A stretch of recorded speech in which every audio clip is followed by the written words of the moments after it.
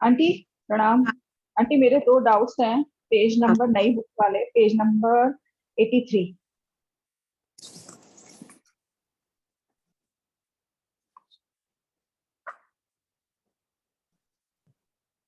Question number 3369। हाँ, बोलो। Aunty इसमें ये जो सारे बोल है ना, लोक हम्म, के 7 पृथ्वी लिए या जो भी लिए 12 देवलोक, तो हम्म, ये जो इनके जो चरमान, एक मिनट, मिच्छामी दुक्कड़म आंटी, सॉरी 3389, 69 की जगह 89, सॉरी। पेज नंबर बोल दो। इसके बाद वाला 87।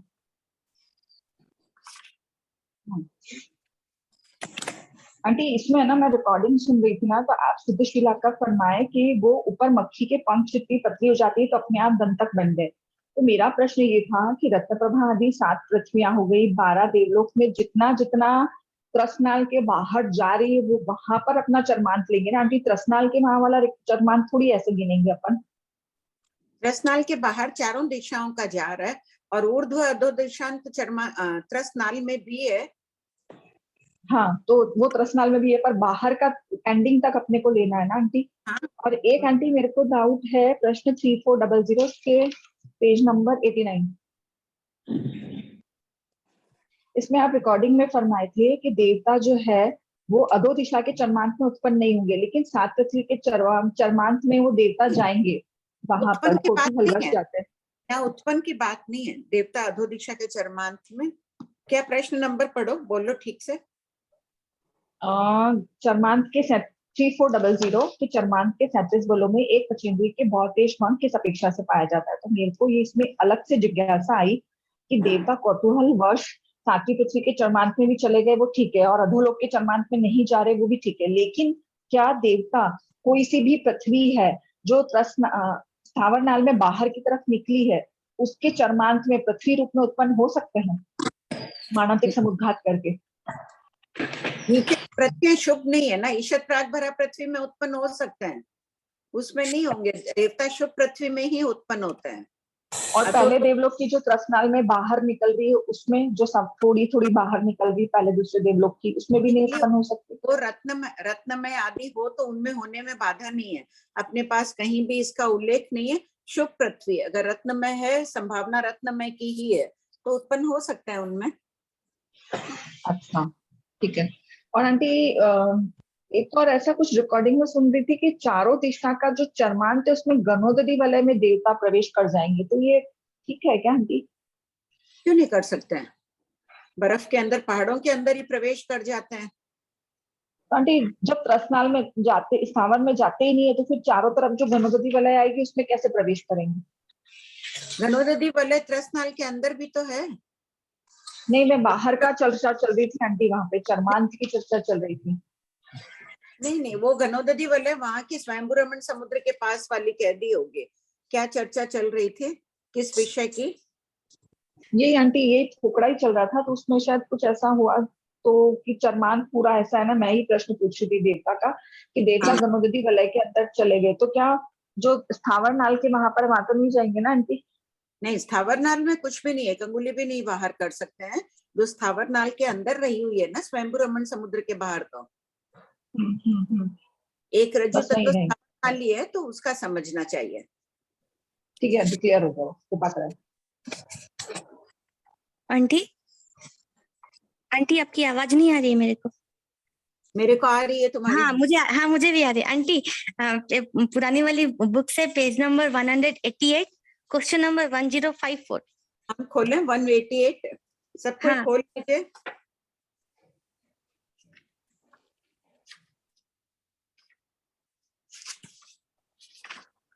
1054। हाँ, बोलो 105। आंटी मुझे अभियोग का मतलब समझ में नहीं आया। 1054 में। हाँ, अभियोग और विकुर्णा में क्या अंतर है ना?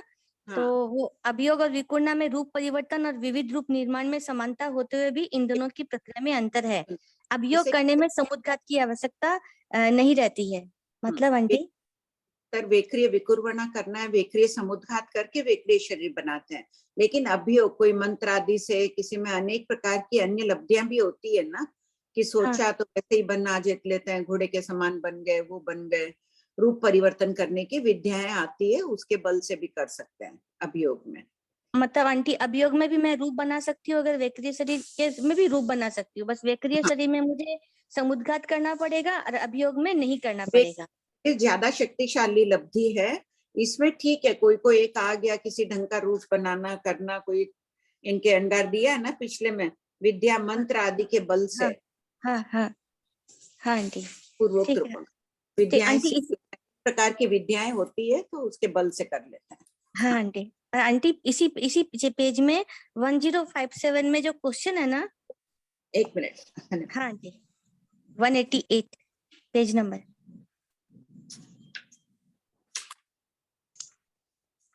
हाँ बोलो। आंटी क्वेश्चन है ना, देवों का वैक्रिय करने का उत्कृष्ट सामर्थ्य 32 जम्बूद्वीप। तो 32 जम्बूद्वीप में यहाँ पे मुझे 32 लाख योजन लेना है ना, एक के बाद एक जो 32 आएंगे वैसे लेना है? नहीं, 32 जम्बू द्वीप, 32 लाख योजन। 32 लाख योजन। कोई योजन बहुत बड़ा द्वीप है। अब इतना बड़ा भारतवर्ष है, उसमें क्रिकेट ग्राउंड तो एक लिमिट है ना, कि क्रिकेट ग्राउंड उतना ही बनाया। हाँ हाँ उस प्रकार करना, 32 लाख योजन का कोई घेरा बनाओ और उसमें रखो वैसे। ठीक है। और आंटी इसी पे 1059 में लिखा हुआ है ना, प्रमादी साधु यदि आलोचना किए बिना काल करे तो क्या देवलोक में कोई पदवी पाते हैं? तो आपने कहा इन 5 पदियों में कोई भी पदवी नहीं पाते हैं। तो प्रमादी साधु किसी भी प्रकार का कोई मतलब पाप हो जाए या सिर्फ वैक्रिय शरीर बनाकर आलोचना ना करे तो, ना किसी भी प्रकार की अगर आलोचना ना करे तो वो विराधक हो गया। कुछ भी गलती की है, कोई भी दोष सेवन हो गया तो वो विराधक है। कोई भी चीज का अगर आलोचना प्रतिक्रमण नहीं करे तो पदवीधारी नहीं होते हैं। तो आंटी छठे गुण स्थान में कितना वो रहना पड़ता है कि अगर थोड़ी भी भूल हुई तो आलोचना करो, नहीं तो। तभी तो वो प्रत्येक साधु दोनों टाइम प्रतिक्रमण करते हैं। हाँ आंटी, हाँ आंटी, हाँ आंटी। आंटी वो जो अपने आप बताते हैं ना, वो जो आंटी जिसमें वो विद्याधर रहते हैं मनुष्य, तो आंटी वो सिर्फ पहले खंड के विद्याधर मनुष्य में ही भगवान की वाणी सुनने का सामर्थ्य है क्या? क्योंकि वहां तो कोई तीर्थंकर जाते नहीं है। नहीं, तो वहां पे कैसे जाता है? जैन धर्म की कैसी होती है प्रवृत्ति? आना जाना रहता है। वहां के विद्याधर भी मनुष्य ले लेते हैं दीक्षा, लब्धि के हाँ, द्वारा बोध प्राप्त कर लेते हैं, बाद में वहां भी दीक्षा ले लेते हैं। और साधुओं का विचरण भी था। नहीं आंटी, इस साइड का तो विद्याधर आ जाएंगे, जो उस साइड के 4th खंड के जो है उनके विद्याधरों को तो कोई तीर्थंकरों का लाभ नहीं मिलेगा। नहीं, जब चक्रवर्ती आदि होते हैं तो गुफाएं खुली रहती है, तब साधुओं का आवागमन भी हो सकता है। हाँ, सिर्फ उसी समय से ना आंटी? हाँ हाँ ठीक है आंटी। और प्रश्न है लेकिन किसी को जाति स्मरण ज्ञान आदि से भी याद आ सकता है ना। शासन हाँ माना है। हाँ आंटी, हाँ आंटी। चाहे अल्पकाल के, अभी भी जैसे वहां आना जाना नहीं है, लेकिन वहां 5वें आर्य का शासन माना जाता है। कोई ना कोई श्रावक आदि रहते ही हैं, और कोई अच्छा साधु के बन जाते होंगे। अच्छा अच्छा, मतलब वहां पे भी मतलब चतुर्वेद संघ की स्थापना है? तीर्थंकर का शासन माना जाता है। अब जो ये जरूर पूरे 6 खंड में आंटी? संघ माना जा, भगवान महावीर का शासन माना जा रहा है। जो तीर्थंकर इस क्षेत्र में होते हैं उनके शासन होता है। आंटी मेरा सवाल ये कि 6 के 6 खंड में आंटी, ना सिर्फ प्रथम खंड के विद्याधरों में चतुर्वेद संघ है आंटी? नहीं तो 6 खंड में क्यों? जैसे यहाँ हाँ हाँ, वैसे उस ऐसे भारतवर्ष में अभी कहाँ शासन है? मुख्यतः भारतवर्ष में कोई चले हाँ, गए उन क्षेत्रों में, बाहर फॉरेन इधर उधर, तो वहां हो गया नहीं, तो शासन तो कहलाएगा ही अगर कोई भी श्रावक बाहर है तो। अच्छा, उत्तर दक्षिण के दोनों साइड के में ही होने की संभावना है आंटी? हाँ, दोनों है, नहीं रह सकते हैं ना। जैसे अब इतना बड़ा हिमालय से समझ लो, कोई है कोई इस कोने में चला गया श्रावक, तो माना तो जाएगा ही। नहीं, फिर आप अनार्य क्षेत्र बोलते हैं ना आंटी, प्रथम खंड को छोड़कर अन्य खंड को अनार्य क्षेत्र बोलते हैं ना? आर्य क्षेत्र है, लेकिन कोई कोई तो जा ही सकता है ना। हाँ हाँ हाँ ठीक है आंटी। उस अपेक्षा से हो सकता है। और उस दिन बात चली थी, तुम कैलकुलेट की ना, जैसे हाँ अलास्का में 10 बजे सूर्य अस्त होता था, सुबह हाँ लगभग 5:30 पौने 6 बजे सूर्य उदय हो जाता था, और 10 बजे के बाद ही 2-4-5 मिनट के बाद ही अस्त होता था। तो हाँ जरूर हाँ कैलकुलेट कर लो, पौने 6 से 10:15 तक, 10 बजे तक। हाँ आंटी, हम आसाम में ही निकल गया तो डेफिनेटली होना ही है, क्योंकि यहाँ पे मॉर्निंग जल्दी होती है ना, तो मैंने वैसे ही बताया था 4:41 में सूर्योदय होता है और सनसेट 6:15 में।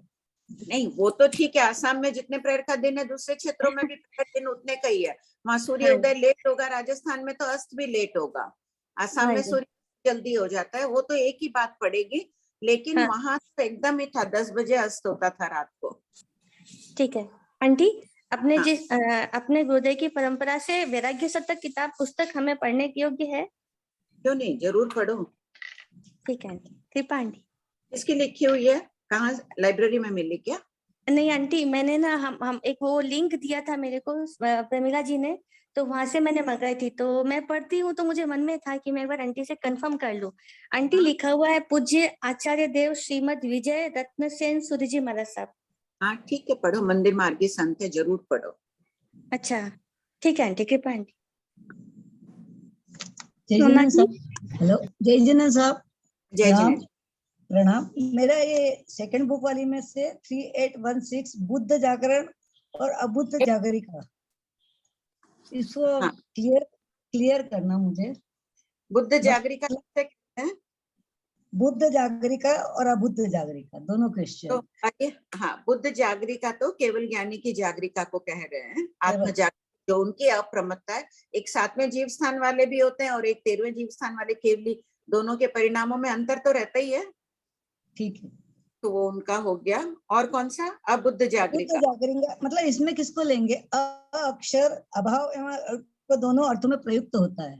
हाँ, तो यहाँ ये ये सब हो, ये अल्प है। अबुद्ध में अल्पज्ञ लेना चाहिए, अल्प अप्रमत्ता का नीचे का भाग लेना चाहिए। 7वें जीव स्थानवर्ती ले लो, वहां 13वें अच्छा। लिए, 7वें ले लो। यहाँ शास्त्रीय से नीचे का नहीं, यहाँ 7वें वाले को लो, उनकी जागरणा को, अक्षर अभाव एवं अल्प। तो अल्प हो गई ना, तीर्थंकरों के, केवलियों की अपेक्षा अल्प हो गई साधुओं की। ठीक है, ठीक है, तो साधुओं की, सामान्य साधुओं की जागरिका लेनी है। ठीक है। बहुत अच्छी बात है। सब पढ़ रहे हैं क्या बाद में क्लास के बाद वापस? पुरानी किताब का रीडिंग चल रहा है मेरा, पुरानी का कितनी फर्स्ट बार भाग का। भगवती सूत्र नहीं, कितनी बार? अभी तो सेकेंड बार ही रिवीजन चल रहा है और साथ साथ में आपका शनिवार वाला चल रहा है। अच्छा, जय जिनेन्द्र, प्रणाम। बोलो सोनम। हाँ आंटी प्रणाम, जय जिनेन्द्र। जय जिनेन्द्र। आंटी वो श्रावक और उपासक का जो डिफरेंस है आंटी, उसमें ये पेज नंबर 7 नया बुक में है। श्रावक जो स्वयं केवली भगवान से सोनम पेज नंबर बोलो, सबको खोलने दो। Page number 7 question number 3028। हाँ बोलो। तो आंटी श्रावक वो होते हैं जिसने स्वयं केवली भगवान से पूछा अथवा उनके वचन सुने हैं, और उपासक जो केवली द्वारा दूसरे को कहे गए वचन को सुनकर बना हुआ भक्त। तो हम लोग तो फिर उपासक हो गए। उपासक ही है, लेकिन श्रावक मिष्ट संबोधन है, परंपरा चल पड़ी है, आजकल श्रावक ही कहते हैं 5वें जीव स्थानवर्ती को। और जो आंटी अच्छा के अनुसार कभी तो अपन ने भी कुछ पूछा होगा केवली भगवान से, अनंत बार साधु बन चुके हैं तो। अच्छा, तो जैसे आंटी जो शंख और पुष्पकली शमनोपासक है, ये सब तो फिर खुद भगवान के पास जाके बात करते हैं, क्वेश्चन आंसर करते हैं। तो कौन सोनम? जो आंटी अभी अपन कर रहे हैं ना, शंख पुष्पकली शमनोपासक जयंती शमनोपासिका, ये सब तो डायरेक्टली भगवान के पास जाके उनसे क्वेश्चन आंसर करते हैं, तो वो तो फिर श्रावक में आने चाहिए थे ना। हाँ, ये एक परिभाषा है, यहाँ इस अपेक्षा से चला है बात। जैन दर्शन अनेकांतवाद की प्ररूपणा करता है ना, अनेक प्रकार से बात को प्रस्तुत करते हैं, तो यहाँ वो मानना है। अच्छा, और आंटी वो प्रवर्जित का क्या मीनिंग है? प्रवर्जित यानी वैराग्य आना, दीक्षा लेना। ठीक है आंटी, हाँ थैंक यू, जय जिनेन्द्र। प्रणाम भाभी जी। बहुत दिनों से नाम लिखा लो अपना, लिखा दो सोनम। हाँ बोलिए, बोलो विनीता। आंटी जी मैंने म्यूट कर दिया उनको, मैं अनम्यूट करती हूँ वापिस। विनीता जी बोलिए आप।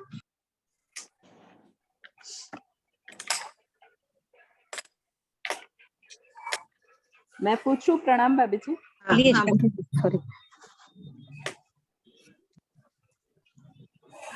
शांति जी आप। हाँ बोलिए। प्रणाम भाभी जी। हाँ भाभी जी, मेरा पुरानी किताब का क्वेश्चन है 2793, क्वेश्चन नंबर। Page number 502।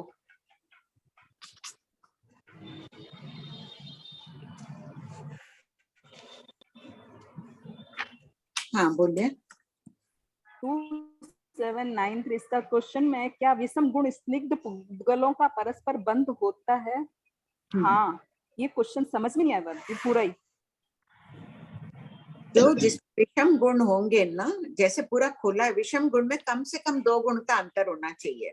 4 गुण स्निग्ध पुद्गल का 3 या 5 के साथ बंद नहीं होगा। अच्छा। 4 6 के साथ 2 के साथ बंद हो जाएगा।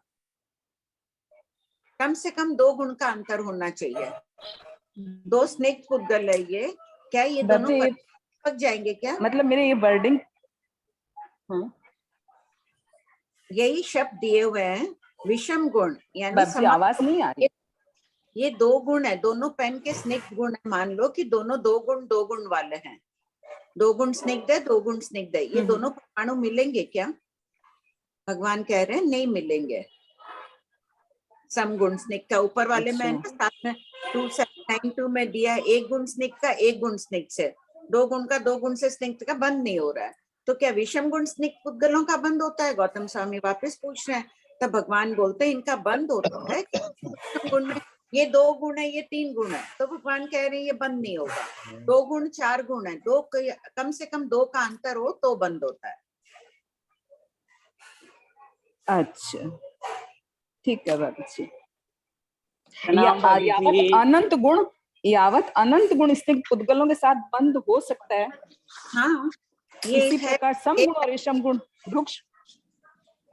ये अनंत गुण है, ये 1 गुण 2 गुण कुछ भी है तो इनका तो परस्पर बंद हो जाएगा।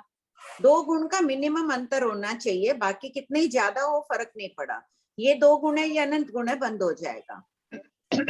अच्छा ठीक है बाबूजी। ठीक, प्रणाम बाबूजी। प्रणाम भाभी जी। हाँ विनीता बोलो। बस भाभी जी मैं तो खैर बहुत दिनों से क्लास नहीं कर पाई, बहुत ज्यादा पीछे रह गई। आपको देखने का मन हो गया, आवाज सुनने की मन हो गई, मौका मिला तब ज्वाइन कर ली। मिल के पूछना बुक नहीं होगी तो हाँ बुक नहीं है भाभी जी, बुक भी नहीं है और नेट भी बराबर यहाँ नहीं है, तो बस ऐसे ही एक बार देखने का मन हो गया, आवाज सुनने का मन हो गया। देखने का नहीं है, आत्मा को देखो तो ऐसे ही बहुत। ठीक है भाभी जी, प्रणाम। रिकॉर्डिंग सुन रही हूँ पर यहाँ भी। निर्मल भैया पूछिए।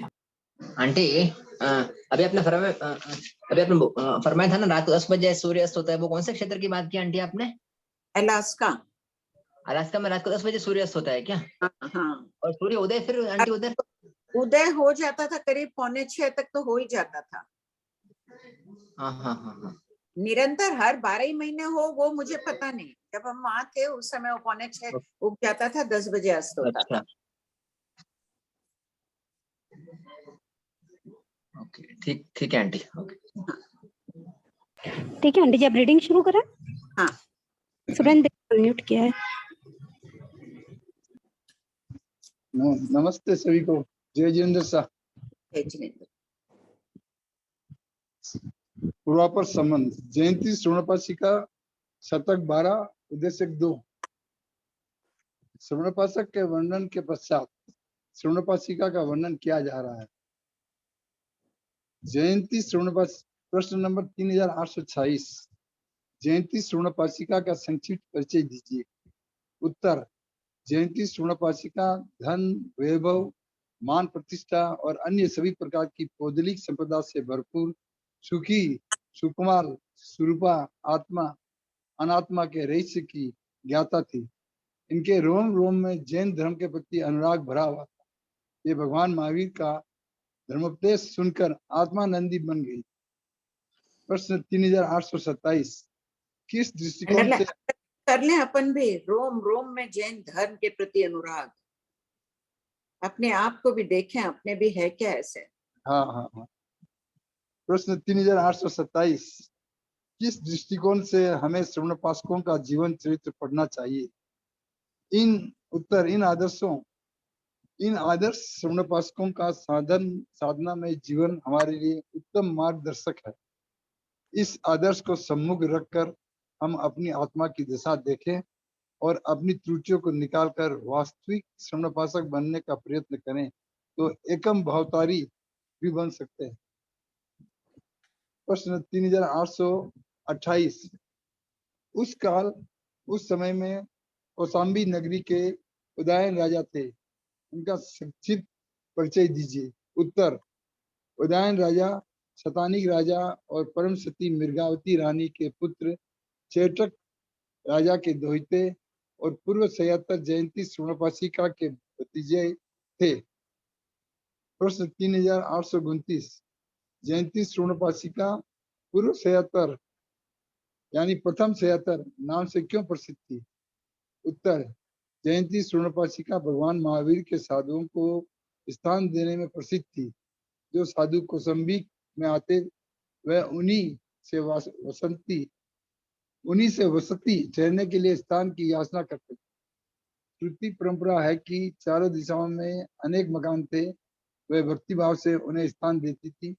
इस कारण से वह पूर्व 76 नाम से प्रसिद्ध। प्रश्न 3830। 76 शब्द का क्या अर्थ है? उत्तर, सैया प्लस तर इक्वल टू 76। मकान और तर का अर्थ तैरने वाला अर्थात साधुओं को ठहरने का स्थान देकर संसार समुद्र से तैरने वाला। प्रश्न 3831। भगवान महावीर वैशाली का कौशाम्बी नगरी में आगमन सुनकर धर्मप्रिय उदय नरेश ने अपने कर्तव्य का पालन कैसे किया? उत्तर, भगवान महावीर का कौशाम्बी नगरी में आगमन सुनकर अत्यंत हर्षित कौशाम्बी नरेश ने कौटुंबिक पुरुषों को बुलाकर नगर की सफाई एवं सजावट का आदेश दिया तथा नगर में भगवान के पदार्पण की घोषणा करवाई। तदंतर ठाठ बार से भगवान की सेवा में पहुंचकर पूरी उपासना में लीन हो गए। प्रश्न 3832। कौटुंबिक पुरुष किसे कहते हैं? उत्तर, देसी यानी प्रांतीय भाषा शब्द संग्रह के द्वितीय वर्ग की द्वितीय गाथा में कौटुंब शब्द को कार्यवाचक बताया है। इस दृष्टि से कौटुंबिक का अर्थ होता है जो कार्य करे। प्रश्न 3833। भगवान महावीर का कौशाम्बी नगरी में आगमन सुनकर जयंती श्रवणोपासिका ने मृगावती रानी को क्या कहा? उत्तर, जयंती श्रवणोपासिका ने रानी को कहा कि सर्वज्ञ सर्वदर्शी भगवान महावीर अतिशयों से युक्त विहार करते हुए यहाँ पधारे हैं। उनके नाम गोत्र के श्रवण से ही भी महाफल होता है, तो उनके सम्मुख जाकर उनका दर्शन वंदन करना हमारे लिए इस सब भव तथा पर भव में भी कल्याणकारी होगा। प्रश्न 3834। धर्मोपदेश सुनकर महापरिषद यावत उदयन राजा और मृगावती रानी भी चले गए। तदंतर जयंती श्रवणोपासिका ने भगवान महावीर को वंदना नमस्कार करके पूछा, भंते, जीव किस कारण से शीघ्र भारी होता है? उत्तर, भगवान ने सीमित शब्दों में उत्तर दिया, जयंती, जीव प्राणातिपात यावत मिथ्या दर्शन शल्य इन 18 पापों का सेवन करने से शीघ्र भारी होता है। 3832 का अर्थ ये है, मैसेज आया कि इसका खोलिए। जो कार्य करे, जैसे जिन्हें आदेश दिया जाता है कि अमुक कार्य करो, कौटुंबिक पुरुष है, किसी को जाना हो कहीं तो धार्मिक कहा कि जाओ गाड़ी का तैयारी कराओ, वैसे आज्ञाकारी पुरुष। प्रश्न 3836। बनते जीव किस कारण से संसार बढ़ाता है और किस कारण से संसार घटाता है? उत्तर, जयंती, 18 पापों का सेवन करने से जीव संसार बढ़ाता है और इनका त्याग करने से संसार घटाता है। 18 पापों का सेवन करने वाले के प्रत्येक आत्म प्रदेश पर अनंत अनंत मेरु पर्वत जितने अशुभ कर्मों के ढेर पड़े रहते हैं। प्रश्न 3837। से तो निवृत्त हो गए 18 पाप में से, बाकी तो अभी तक है लश्कर, क्रोध, मान, माया, लोभ किस सीमा में अपना, प्रत्यक्षानावरण क्रोध का भी अपने विपाक उदय रहता है, संजलन का उद्यान विक्षोभम है, तो भी इन सब का है, तो बहुत संभल कर रहना है। साधुओं के तो ठीक है, इनका त्यागी है, कभी आ भी गई कोई उत्तेजना कषाय, सिर्फ संजलन नहीं है। अपने पास तो बहुत बड़ी चौकड़ी अभी तक पड़ी है। कभी कभी सोचते हैं तो लगता है कितने मेरु पर्वत, अनंत अनंत मेरु पर्वत, जितने प्रत्येक आत्म प्रदेश पर अवेडी पवेड़ी, आवेडी पवेड़ी शब्द कहाँ आया हुआ है, बताएंगे कोई 8वें शतक में? प्रत्येक के आत्म प्रदेश पर अनंत अनंत कर्मों की आवेडीय पवेडीय, जैसे रील में धागा लपेटा हुआ रहता है वैसे है। कोई बताएंगे जल्दी? 8वां शतक भी बता दी हूँ।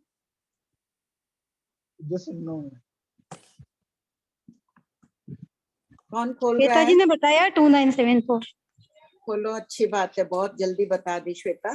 2974। अलका जी भी क्या बोल रहे हैं सुनो। हाँ बोलिए। अनम्यूट करती हूँ मैं। हाँ 2975 में देखा था। अच्छा, नंबर कोई चेंज? हाँ दोनों में। हाँ वही 7475। हाँ पढ़िए सुरेंद्र बाबू एक बार 297475। आवेदीय प्रश्न है 2974 में। आवेदीय प्रवेदीय है, अर्थात आवेशित प्रवेशित किसे कहते हैं? उत्तर है प्रत्येक आत्म प्रदेश गाढ़ रूप से चारों ओर से कर्म परमाणुओं से लिपटा हुआ बद्ध होता है।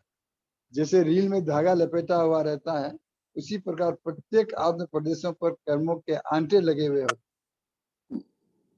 प्रश्न 2975। अवेदीय प्रवेदीय शब्द क्या सूचित करता है? ये शब्द आत्म प्रदेश और कर्म स्कंद के संबंध की का व्याख्या सूत्र है। सबको ही देखो, बार बार पढ़ो, कितनी जल्दी इन दोनों ने बताया नंबर, श्वेता ने और अलका जी ने। सबको ऐसे आना चाहिए, खूब पढ़ो। सपना जी हाँ बोल रहे हैं, पढ़ेंगे ना? जवाब देना।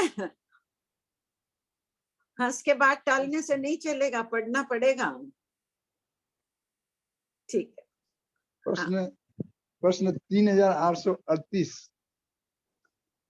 भवसिद्धिकत्व स्वाभाविक है, पारिमाणिक नहीं, इसे उदाहरण द्वारा स्पष्ट कीजिए।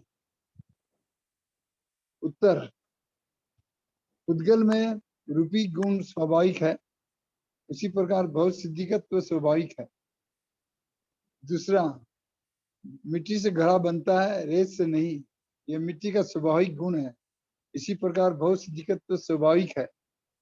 तीसरा, ऐसा नहीं होता कि जीव पहले बहुत सिद्धिक थे किंतु बाद में पर्याय परिवर्तन के कारण बहुत सिद्धिक हो गए। पर्याय परिवर्तन यानी अवस्था में परिवर्तन हो गया, ऐसा नहीं होता है, ये स्वाभाविक है, अप्रयत्नशील है। कोई कहे कि किसी का आया था कि इतना हमको तो अभव सिद्धि का क्या दोष है, वो क्यों अभव सिद्धि है? उसका स्वभाव ही वैसा ही है, उसे मोक्ष जाने की कभी अभिलाषा ही नहीं होती है। अभव सिद्धिक जीवों को साधु जैसी क्रियाएं कर लेंगे, गौतम स्वामी जैसा चारित्र का पालन भी कर लेंगे, इतने उपदेश देके 500 व्यक्तियों को शिष्य भी बना लिया, आचार्य भी बन गया आषाढ़ भूति, लेकिन अभव सिद्धि के रहे उनके हृदय में करुणा नहीं होती है। प्रश्न 3839। भंते, यदि सभी भव सिद्धि जीव मोक्ष चले जाएंगे तो क्या लोग भव सिद्धि जीवों से रहित हो जाएगा? उत्तर, जयंती, नो इनठे समटे, ये अर्थ समर्थ नहीं है। प्रश्न 3840। भंते, किस कारण से कहा जाता है कि सभी भव सिद्धिक जीव सिद्ध, नो भव सिद्धिक, नो अभव सिद्धिक हो जाएंगे, फिर भी लोग भव सिद्धिक जीवों से रहित नहीं होगा?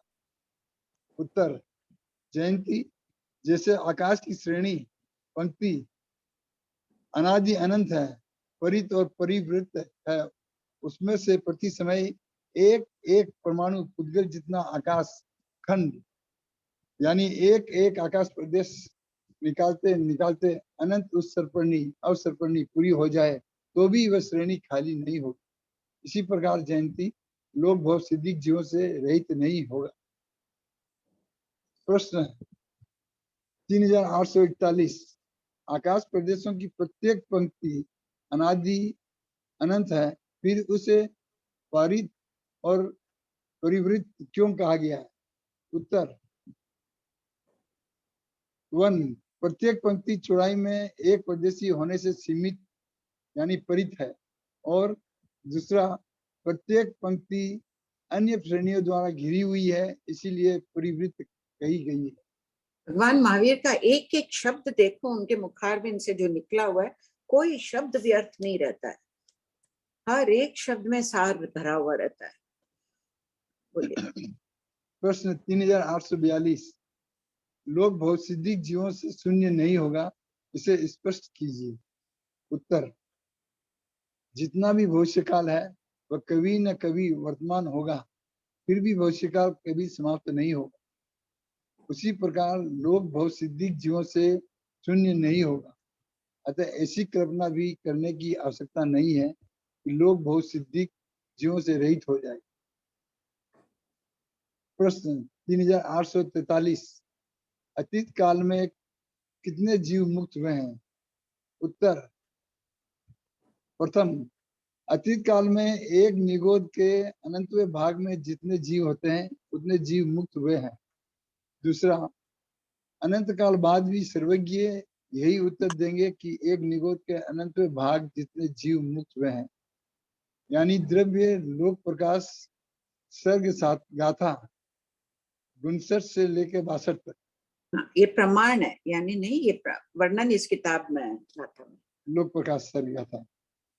इसीलिए कहा जाता है कि घटे न रसी निगोद की, बड़े न सिद्ध अनंत। प्रश्न 3844 भंते जीवों का सुप्त रहना अच्छा है या जागृत रहना अच्छा है? उत्तर जयंती कुछ जीवों का सुप्त रहना अच्छा है और कुछ जीवों का जागृत रहना अच्छा है। प्रश्न 3845 भंते कौन से जीवों को सोते हुए रहना अच्छा है? उत्तर जयंती जो जीव अधर्मी है, अधर्म का उपदेश देते हैं, अधर्म का कार्य करते हैं, अधर्म में आसक्त है, अधर्म में से आजीविका करने वाले हैं, वे जीव सोते हुए अच्छे हैं, क्योंकि ये जीव सुप्त रहते हैं तो अनेक प्राणों, भूतों, जीवों और सत्वों को दुख, शोक और परिताप करने में प्रवृत्त नहीं होते, स्व पर को अधर्म में नहीं जोड़ते हैं, इसीलिए इन जीवों का सुप्त रहना अच्छा है। प्रश्न 3846 भंते कौन से जीवों को जागृत रहना अच्छा है? उत्तर जयंती जो जीव धार्मिक, धर्मानुसारी है, धर्मप्रिय, धर्म का कथन करने वाले, यावत धर्म से ही आजीविका करने वाले हैं, उन जीवों का जागृत रहना अच्छा है, क्योंकि जागते हुए ये बहुत प्राणों, भूतों, जीवों और सत्वों के दुख, शोक और परिताप को दूर करने में प्रवृत्त होते हैं।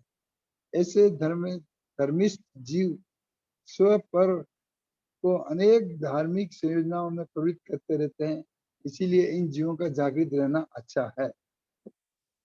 प्रश्न 3847 बनते जीवों की सबलता अच्छी है या दुर्बलता?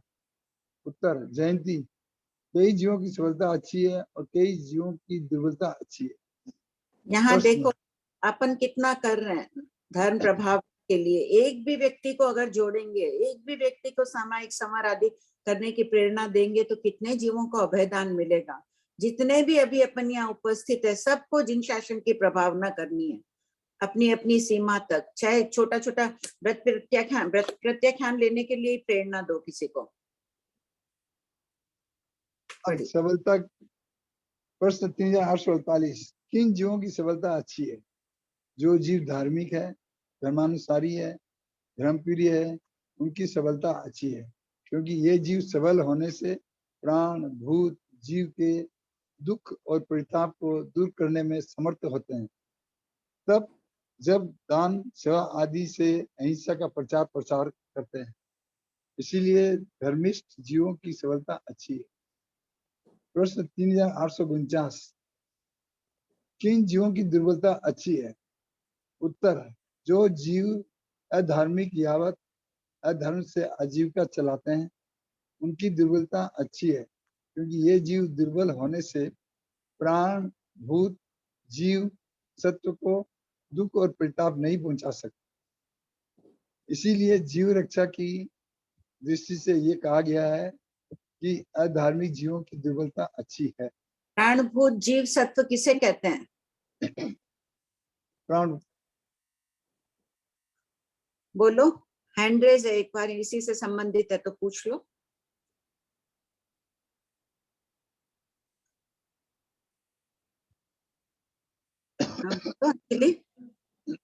पिताजी को क्या है?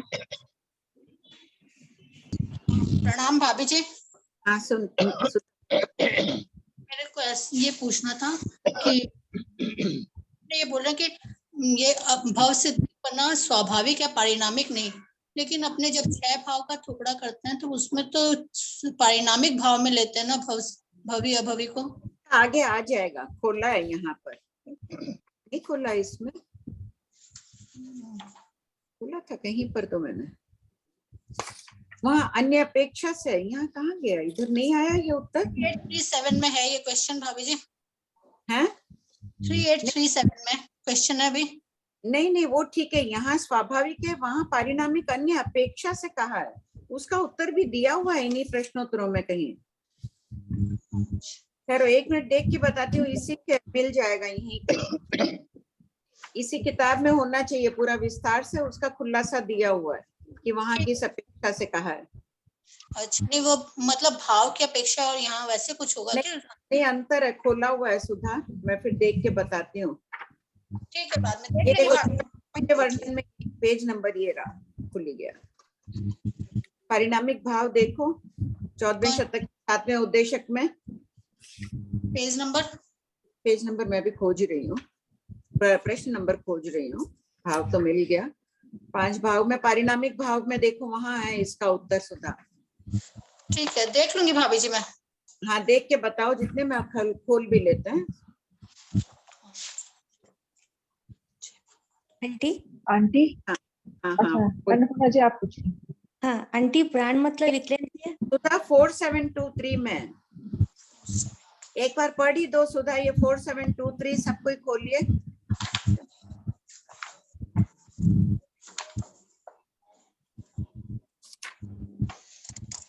यहाँ स्वाभाविक अप्रयत्नशील, सब कोई देखिए, तुलना कीजिए भगवान महावीर के। मैंने अभी कहा ना, एक भी शब्द उनका विसंवाद नहीं होता है, इधर से उधर कोई अंतर हो अर्थ में। 3837 में देखिए, भव सिद्धि तत्व को स्वाभाविक कहा है, अप्रयत्नशील, प्रयत्न से नहीं किया जाता है। पारिणामिक, यहाँ पारिणामिक शब्द का अर्थ है परिवर्तनशील। और यहाँ अनुयोग द्वार सूत्र में भगवान क्या कह रहे हैं, एक बार पढ़ के सुनाओ सुधा। प्रश्न 4723 फर्स्ट, शतक 12 उद्देशक 2 जयंती बाई के प्रश्नोत्तरों में भव सिद्धिकत्व को स्वाभाविक कहा है, पारिणामिक नहीं, किंतु श्री अनुयोग द्वार सूत्र में भव सिद्धिकत्व पारिणामिक भाव कहा है, क्यों?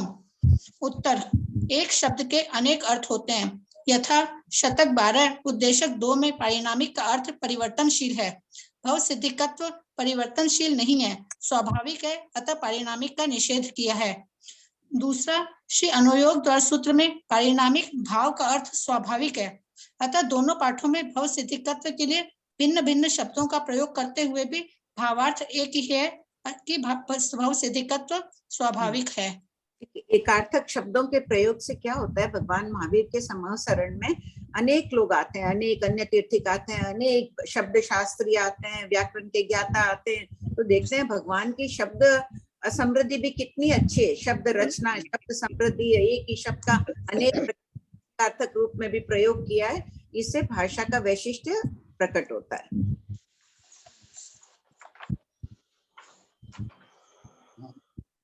प्रश्न, हाँ नहीं श्वेता,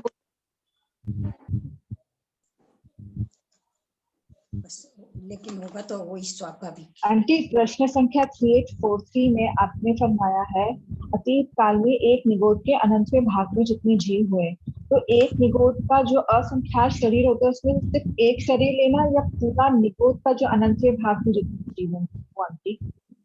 एक निगोद के अनंतवां भाग, एक निगोद का जो शरीर है उसका, एक शरीर की बात कर रहे हैं यहाँ। पूरा नहीं। मतलब आंटी एक निगोद के अंदर तो असंख्यात शरीर रहेंगे ना? नहीं, अपन एक शरीर का लेना है यहाँ पर, एक सिर्फ शब्द एक शरीर का निगोद के नहीं, एक निगोद के, निगोद के एक अच्छा, शरीर। एक शरीर के अंदर अनंतवा भाग है, उसमें जितने जीव होते हैं उतने ही जीव मुक्त हैं। अनंत जीव है, और एक शरीर में अनंत जीव है। हम्म, निगोद में एक शरीर में भी अनंत जीव है ना, तो उसका अनंतवा भाग लेना है। और अतीत काल अनंत काल भाग भी सर्वज्ञ यही उत्तर देंगे। आंटी इतने जीव होते हैं एक निगोद के अंदर भी कि ये यही प्रश्न कालों काल तक यही प्रश्न बना रहेगा। यही आचार्य श्री ये वाला दोहा भी कई बार व्याख्यान में फरमाते हैं, घटे न राशि निगोद की, बढ़े न सिद्ध अनंत। सिद्ध भी अनंत है, हर 6 महीने बाद तो होते ही है कोई ना कोई। ऐसे भी अपन ने उस दिन उनके शासन में असंख्य 14 पूर्वधर थे, तो प्रत्येक तीर्थंकरों के, जो पहले के तीर्थंकरों में महाविद्य क्षेत्र में इतने सिद्ध होते हैं, इतने पूर्वधर होते हैं, सभी मोक्ष तो जाएंगे, फिर भी सिद्ध भी पूछा जाएगा तो कितने अनंत जी पूछेंगे तो देंगे। ठीक है आंटी। हाँ आंटी, ये निश्चय न से भगवान की वाणी सच है, सत्य है कि घटे न राशि निगोद की, बढ़े न सिद्ध अनंत। पर आंटी अगर प्रैक्टिकलिटी से देखा जाए तो सिद्ध तो बढ़ रहे हैं ना आंटी, और संसार के जीव कम रहे हैं ना। तो कितने रहेंगे? 8 में अनंत जितने है ना, सिद्ध कितने बताया? अनंत जितने। हाँ हाँ, निश्चय रूप से 100%। पर आंटी सिद्ध बढ़ रहे हैं ना आंटी। हाँ, भले ही बढ़ो तो क्या हुआ, भूतकाल बढ़ रहा है, फिर भी कितना कहा जा रहा है? अनंत भूतकाल है, हमेशा यही कहा जाए ना, अनंत भूतकाल है। भूतकाल कितना हो गया? अनंत गया। इससे कोई दूसरा आगे शब्द ही नहीं है, तो क्या बोलेंगे? अनंत अनंत अनंत प्रकार का है। हाँ ठीक है, बोलिए वंदना। जय ये जो 3841 क्वेश्चन है ना, उसका आंसर क्या मतलब हुआ? एक प्रत्येक पंक्ति चौड़ाई में एक प्रदेश होने से सीमित परित है, और प्रत्येक ये आकाश प्रदेशों की श्रेणी है पूरी, अनादि अनंत है, नहीं इसकी शुरुआत है आलोक से और नहीं यहाँ अंत हो रहा है इसका कहीं। अब ये एक प्रदेशीय है, तो इसकी सीमा हो गई ना, चौड़ाई कितनी है? एक प्रदेशीय, सीमित हो गई, इसलिए परित कह दिया। ठीक है, और फिर भगवान ने पका परिव्रत, चारों तरफ आकाश प्रदेशों की श्रेणियां हैं। क्या है? चारों तरफ आकाश प्रदेशों की श्रेणियां है ना, सब तरफ, चाहे इधर लो चाहे इधर लो, सब तरफ है। कहीं उसका आलोक का अंत ही नहीं है कहीं भी, तो कहीं उसका अंत नहीं है, तो सब तरफ जो भी श्रेणी का, इसको पूछो, सब श्रेणियां चारों तरफ से गिरी हुई आकाश प्रदेशों की श्रेणियों से। अच्छा ठीक है आंटी। और आंटी जैसे घटे न राशि जीव की, निगोद की, बढ़े न सिद्ध अनंत, तो मतलब वैसे तो निगोद के भी कम हो रहे हैं और बढ़ भी रहे सिद्ध, वैसे तो हो ही रहे ना, निश्चय ऐसे हो ही रहे हैं, व्यवहार में ऐसे बोलने में ऐसे बोल रहे हैं। नहीं, निश्चय में उतना है, बस एक निगोद में इतने अनंत जीव हैं कि आज भी अनंतवा भाग गया है, आगे भी अनंतवा भाग ही जाएगा। अच्छा, सिद्ध भी बढ़ी, समझ ही रहे हैं, बढ़ रहे हैं, निगोद में घट रहे हैं, वहां से वहां जा रहे हैं, लेकिन संख्या क्या बोलोगे? आज अपने पास गणित का विषय कितना है? कंप्यूटर में आप लोग जानते होंगे, हम तो नील पदम ये वहां तक ही जानते थे। जितना भी गणित का विषय, उसके आगे की कोई चीज होगी तो आप कैसे बोलोगे? लास्ट राशि तो बोल दोगे, तो लास्ट राशि अनंत है, उस अनंत का अनंतवां भाग जितना गया। जय जय। भाभी जी। हाँ विनीता। भाभी जी, अभी जो निगोद वाली बात आई, ये क्वेश्चन मेरे बहुत बार उठता है, मैंने शायद पूछा भी है, तो भी जैसे एक ये जो अनंतवां भाग, इतने निगोद है, एक पत्ते को भी अभी सामने देख रहे हैं, तो उस पत्ते के भी, उगता हुआ पत्ते में भी एक छोटी सी क्या बोलेंगे, एक छोटे से पोर्शन में भी अनंत जीव है, तो भाभी जी उसका अनंतवां भाग ही अभी तक मोक्ष गया है। दैट मींस अभी जैसे एक पेड़ है, उसमें भी इतने जीव है, अभी उतने भी मोक्ष नहीं हुए हैं। एक पेड़ तो प्रत्येक शरीरी भी हो सकता है ना, जो अनंत शरीरी हो तो ठीक है। वो सुई के नोक वाला अपने पढ़ते हैं, सुई की नोक पढ़ते हैं, सभी पेड़ तो अनंत टाइप नहीं होते हैं ना। अच्छा, पेड़ की बात छोड़ दें, अपने निगोद की बात ले लें, एक प्याज की बात ले लें। कोई वनस्पति के 10 ही भेद में निगोद भी हो सकता है, वो बात ठीक है, लेकिन ये सभी इन पेड़ों को नहीं समझना चाहिए जो अपन देख रहे हैं, वो सभी अनंत का एक जीव है। मान लो एक आलू का टुकड़ा ले लो, उसका एक शरीर जितना है, उसका भी अनंतवां भाग ही मोक्ष में गया है, और हमेशा यही बात कही जाएगी। तो कभी मैंने तब तो कभी भी खत्म ही नहीं, मतलब ये चलता ही जाएगा, सिद्ध होते ही जाएंगे, क्योंकि इतने अनंत, इतना अनंत बता दिया। पूरे लोक में तो कितने अनंत होंगे, अनंत के भी अनंत अनंत अनंत, हाँ, एंडलेस अनंत। हाँ, एंडलेस भविष्य काल है ना। ये कितना सुंदर उत्तर हाँ हाँ बताओ मुझे, भविष्य काल कब खत्म होगा? एंडलेस है ना। हाँ हाँ। आज वाली क्लास, जब हर उसमें क्लास ही बहुत अच्छी होती है। आश्चर्य नहीं हो रहा है विनीता, तो इसमें क्यों आश्चर्य हो रहा है? मुझे ऐसे लग रहा है इतने जीव निगोद में, निगोद की बात मतलब निगोद में इतने आकाश जीव। प्रदेश है, अंगुल के असंख्यतम भाग में भी असंख्य आकाश प्रदेश है। एक एक आकाश प्रदेश पर अनंत पुद्गल स्कंद रहे हुए हैं, अनंत परमाणु, 2 प्रदेश की, 3 प्रदेश की, इतने वो भी संभव है ना, पुद्गल भी है। तो उसी प्रकार जीव भी द्रव्य है, जीव भी उतने हैं। हाँ मतलब जीव का आश्चर्य होता है, उनमें अपने मनुष्य बन गए। भाभी जी एक खाली एक बात इस विषय से हटके बोल रही हूँ, खाली कल एक जन से मुलाकात हुई यहाँ पर, तो है ना वो उनके लिए दूसरे जन बता रहे थे, वैसे कई बार हम लोग मिल चुके हैं, तो वो मतलब बता रहे थे उनके लिए कि आज तक पहले वो नॉनवेज खाते थे, ड्रिंक लेते थे, अब नए नॉनवेज नए ड्रिंक, जब से ये धर्म जैन धर्म को समझने लगे हैं, गुजराती जैनी है, पर वो आज तक बोलते हैं कि अब वो समझने के बाद माने उनके प्रणीय है, या समझ लीजिए उनका इतना हल्लुकर्मी है कि उनको कभी क्रोध नहीं आता है, कभी कोई कितना भी सुना दो। मतलब मैं इतनी इम्प्रेस्ड हुई उनसे, मैं बोली कितनी अच्छी चीज सीख मिली मेरे को यहाँ आके भी, मैं भी कोशिश करूंगी पता नहीं करूंगी, मतलब इतना प्रभाव पड़ा। ठीक है भाभी जी, प्रणाम। तुम कहाँ हो फिर? मैं अभी लंदन हूँ भाभी जी। भाभी जी प्रणाम। बोलो भाभी जी जो है ना, एक निगोद के अनंत में जो एक निगोद का एक शरीर है, अगर उसमें सभी लब्धियां पर्याप्त होंगी तो सभी लब्धियां पर्याप्त, अगर पर्याप्त होंगे तो सभी लब्धि पर्याप्त।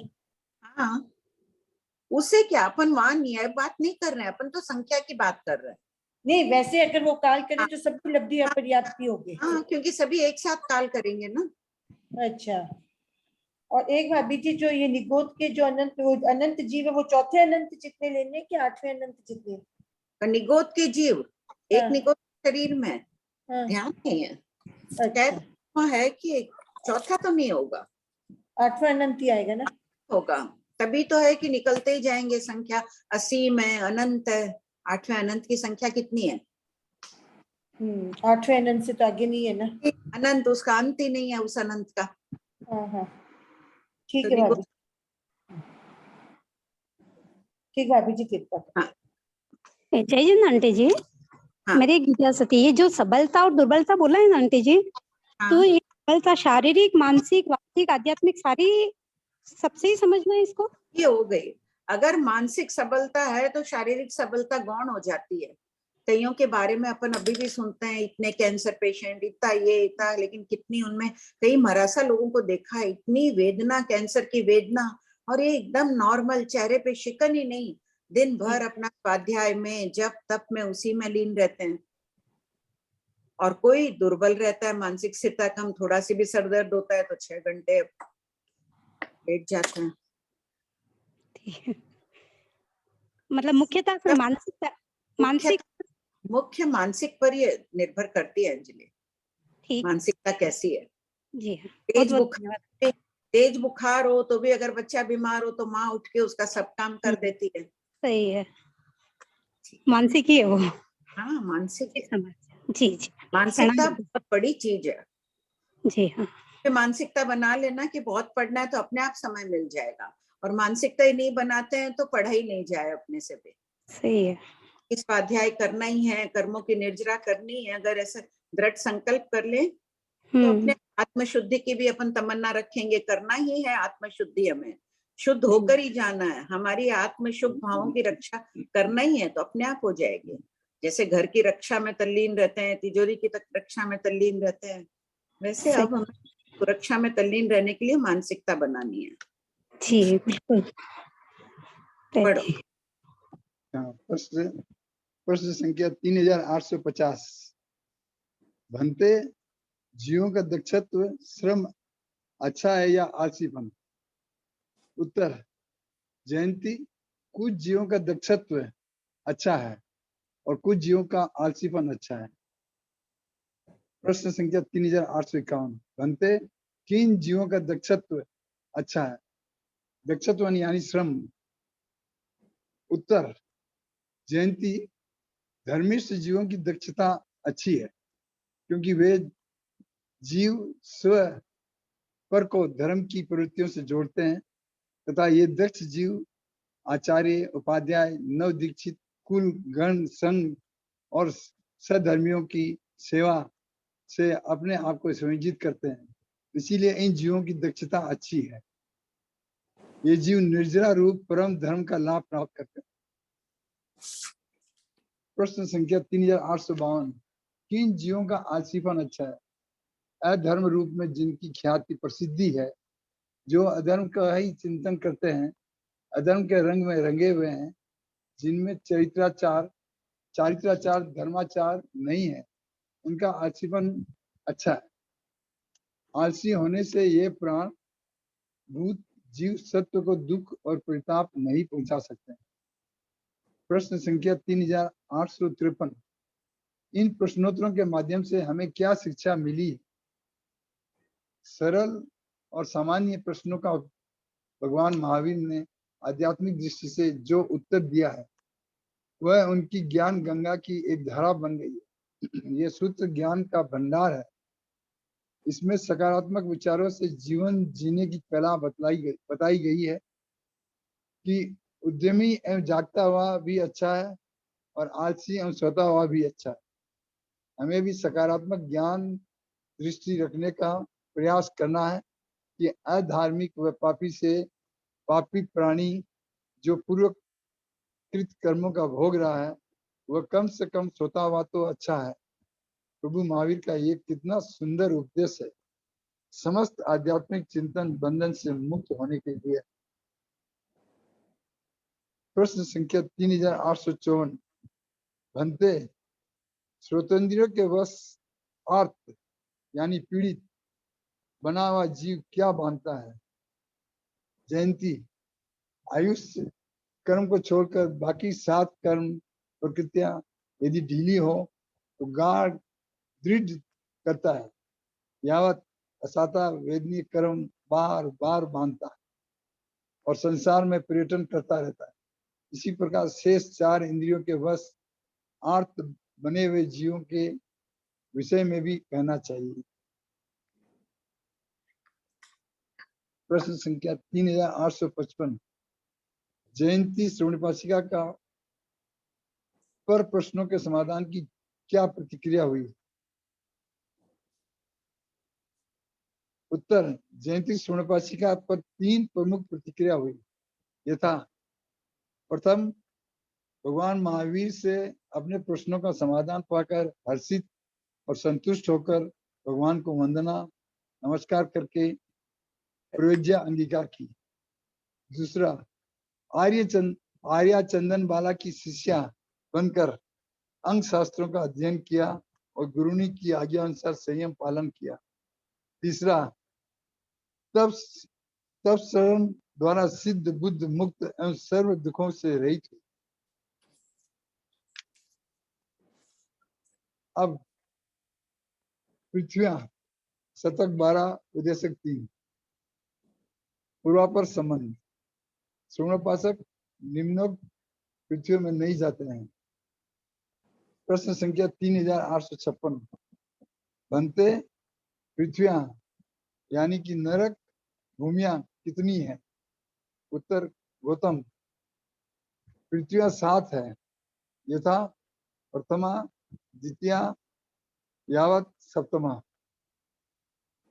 प्रश्न 3857, भंते, प्रथमा पृथ्वी किस नाम और किस गोत्र वाली है? उत्तर, गौतम, प्रथमा पृथ्वी का नाम धम्मा है और गोत्र रत्न प्रभा है। प्रश्न 3858, नाम और गोत्र में क्या अंतर है? उत्तर, प्रथम, अपनी इच्छा अनुसार किसी पदार्थ को सार्थक या निरर्थक जो भी संज्ञा प्रदान की जाती है उसे नाम कहते हैं। दूसरा, सार्थक एवं तदनुकूल गुणों के अनुसार जो नाम रखा जाता है उसे गोत्र कहते हैं। प्रश्न 3859, प्रथमा यानी धम्मा पृथ्वी का गोत्र रत्न प्रभा क्यों है? उत्तर, प्रथम रत्न प्रभा पृथ्वी में 16,000 योजन का रत्नमय खरकांड यानी विभाग है। दूसरा, रत्न प्रभा में नरकावासों की जगह को छोड़कर शेष स्थानों में रत्नों की बहुलता है, इसीलिए इसे रत्न प्रभा कहते हैं। रत्न इसी पृथ्वी में है, शेष 6 में नहीं है, इसीलिए इसे रत्न प्रभा कहा गया है। प्रश्न संख्या 3860, प्रभा शब्द का यहाँ क्या अर्थ है? उत्तर, प्रभा यानी बाहुल्य। प्रश्न संख्या 3861, भन्ते द्वितीय यानी वंशा पृथ्वी का गोत्र शर्करा प्रभा क्यों है? उत्तर, गौतम दूसरी नरक में तीखे कंकरों की बहुलता है। वे कंकर छुरी की धार, तलवार की धार से भी अधिक तीखे हैं, इसीलिए इसे शर्करा प्रभा कहते हैं। प्रश्न संख्या 3862, भन्ते तृतीय यानी शेला पृथ्वी का गोत्र बालुका प्रभा क्यों है? उत्तर, गौतम तीसरी नरक में बालू यानी रेत अधिक है। वह रेत भड़बूजे की मिट्टी, भड़बूजे की भट्टी और लोहार की एरन से अनंत गुना अधिक तपती है, इसीलिए इसे बालुका प्रभा कहते हैं। प्रश्न 3863, भन्ते चतुर्थ यानी अंजना पृथ्वी का गोत्र पंख प्रभा क्यों है? उत्तर, गौतम चौथी नरक में खून और मांस का कीचड़ अधिक है, इसीलिए इसे पंख प्रभा कहते हैं। प्रश्न 3864, भन्ते पंचम यानी रिट्टा पृथ्वी का गोत्र धूम प्रभा क्यों है? गौतम पांचवी नरक में धुएं की अधिकता है। वह धुआं सोमल, खार, आग और धतूरे के धुएं से भी अधिक खारा है, इसीलिए इसे धूम प्रभा कहते हैं। प्रश्न संख्या 3865, भन्ते छठी यानी मगा पृथ्वी का गोत्र तम प्रभा क्यों है? उत्तर, गौतम छठी नरक में अंधकार बहुत है, जैसे सावन भादवा की अमावस्या की रात्रि में खूब मेघ छाए हुए हों, उससे अनंत गुना अंधकार वहां है, इसीलिए इसे तमह प्रभा कहते हैं। प्रश्न संख्या 3866, भन्ते सप्तम यानी माघवती पृथ्वी का गोत्र महातम प्रभा क्यों है? उत्तर, गौतम सप्तम नरक में घोर एवं गाढ़ अंधकार की अधिकता, जैसे सावन भादवा की अमावस्या की रात्रि में खूब बादल छाए हो, उस समय सातवें तलगर में जैसा अंधकार हो, उसमें भी अनंत गुना अंधकार, उससे भी अनंत गुना अंधकार सातवीं नरक में है, इसीलिए इसे महातम प्रभा कहते हैं। 7 वृत्तियों का विस्तृत वर्णन श्रीमद जीवाजीव विगम या तृतीय पत्ती के अनुसार कहना चाहिए। जैसे प्रश्न आया है, वह धुआं सोमल खार कहते हैं कि कोई जल बिच्छू होता है या पहाड़ी बिच्छू भी हो, किसी पत्थर पर डंक मार दे और उस पर बारिश का पानी आ जाए उस पत्थर पर, या जल बिच्छू मारे तो उसके तो डंक में रहता ही है पानी का अंश, तो एक फफोला उठ जाता है, वो बहुत खारा होता है, सोमल खार उसे कहते हैं। और आग और धतूरे ये भी जहरीले जैसे ही होते हैं, इनको जलाओ, इनके कारण जो धुआं होगा वो भी तो खारा होगा पूरा, इसलिए इसे धूम प्रभा कहते हैं। बहुत धुआं भरा हुआ रहता है वहां पर, और वो धुआं कैसा रहता है, उसमें धुएं का स्वाद भी रहता है, तो खारा रहता है वो धुआं। सब असाता वेदनी तीव्र बांधे हुए जाते हैं, तो हर चीज उन्हें प्रतिकूल ही मिलती है नेरिकों को। पढ़िए। उद्गुलों के मिलने बिखरने का थोकड़ा। क्या निर्मल क्या पूछ रहे हैं? एक बार अनम्यूट करो, इसी संबंध में कुछ पूछ रहे हैं संजू जी। हाँ,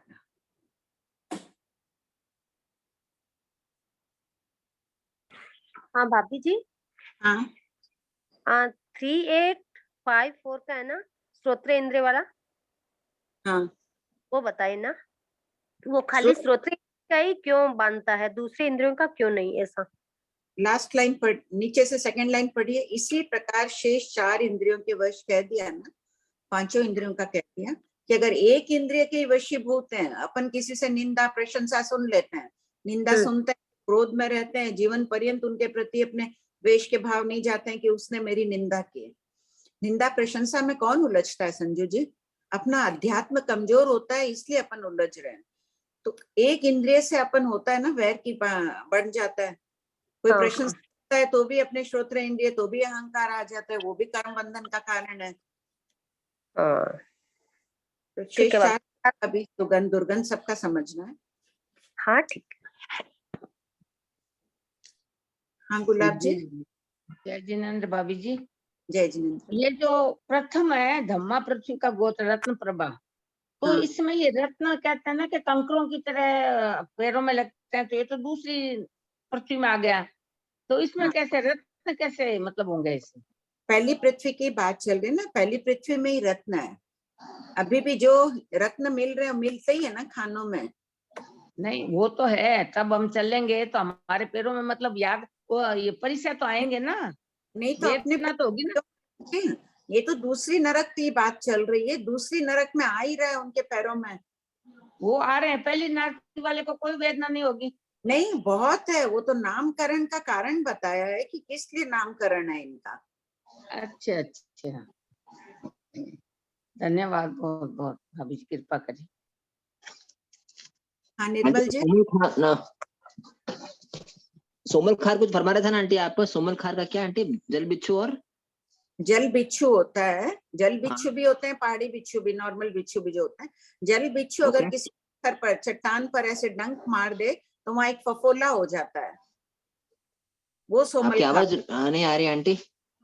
जो जल कोई भी जल बिच्छू किसी चट्टान पर पत्थर आंटी पर, वापस बताएंगे आंटी, आपकी आवाज नहीं आंटी। देखिए जल क्यों भैया आंटी की आ रही है, आप एक बार अपना नेट करो ना एक बार चेक। अच्छा अच्छा हाँ ठीक ठीक। हाँ श्वेता जी आप पूछ लीजिए। हाँ फरमाइए आंटी आंटी। आपने एक बार जल बिच्छू इसका सोमल खार का बताया था ना, मैंने लिखा है, तो इसमें मेरे को एक डाउट आ रहा है। आपने बोला था ये खार विष के जैसा होता है, लेकिन इसको दवाइयों में मेडिसिन पे यूज किया जाता है। हाँ। और उसको कोई ऐसे खाए तो मर जाए, तो यहाँ पे सोमल खार को जला रहे हैं क्या? उसके धुआं कर रहे हैं तो क्या कर रहे हैं उसका? के बता रहे हैं कि उसका जैसा धुआं रहता है, विषाक्त धुआं, वैसा वहां धुआं व्याप्त रहता है। और आंटी धतूरा तो नशीला पदार्थ होता है ना आंटी, जहरीला थोड़ी होता। धतूरे का तो नशीला होता है ना आंटी। ये सब जहरीला, सोमल खार जहरीला हो गया, धतूरा नशीला, सब मिला के पूरा अशुभ ही है ना। अच्छा, और आंटी एक क्वेश्चन नंबर 3866 में आपने तलघर के आगे 7वां विशेषण क्यों लगाया? 7वें तलघर में जस्सा अंधकारो, 7वां ही क्यों लिया? 7वां ही लिया है कि पहले तलघर में कहीं से फिर कोई प्रकाश आ जाए, दूसरे में कहीं से आ जाए, 7वें तलघर में तो और ज्यादा अंधेरा होगा। तो 7वां क्यों लिया आंटी? और नीचे वाला भी तो ले सकते थे ना फिर। भगवान ने 7वें से दे दी उपमा। अच्छा भगवान ने दी 7वें तलघर। अच्छा ठीक है, ठीक है आंटी, कृपा कराएं, हो गया क्लियर। हाँ निर्मल जी। हाँ बोलो मधु जी। आंटी वही जल बिच्छू और पहाड़ी बिच्छू का क्या फरमाया आपने? एक बार वापस करेंगे आंटी, रिपीट। इसका है कि कोई जल बिच्छू अगर किसी चट्टान पे डंक मार दे। चट्टान पर मारना डंक क्यों? चल रहे हाँ, डंक अच्छा। मार और वहां एक फफोला हो जाता है, फिर ओके। वो फफोला सोमल खार होता है। आयुर्वेद वाले जैसे विष, ये स्टेरॉइड्स वगैरह दवाइयां बनती है, विष तो रहते ही है इनमें, कोई सांप जहर की विष दवाइयां बनती है, पूरे इंजेक्शन ही बनते हैं कि वो सांप के जहर के हैं, ये इसके जहर के हैं, ये तो प्राण रक्षक दवाइयां हैं, लेकिन इसमें काम लेते हैं, उसे कहते हैं सोमल खार। और अगर कोई पहाड़ी बिच्छू हो वो डंक मार दे तो खाली उसमें फिर वो फफोला नहीं होता है, अगर उसमें पानी की बूंद कहीं से पड़ जाए या बारिश आए, पानी का बूंद मिले, तब उसमें फफोला उठ जाता है, वो सोमल खार होता है।